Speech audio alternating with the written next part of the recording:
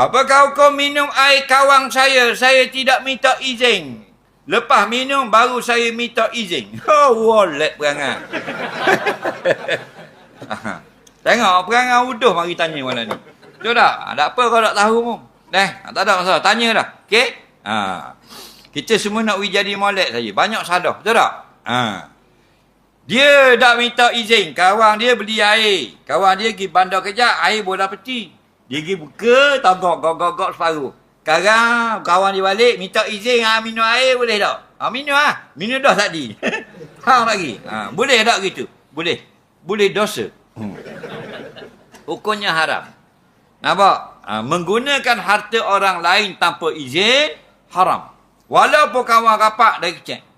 Yang boleh ialah tidak minta izin. Memang kawan dia beri sama ada. Kawan dia kalau bola peti memang boleh minum. Bahkan sahih ada gitu.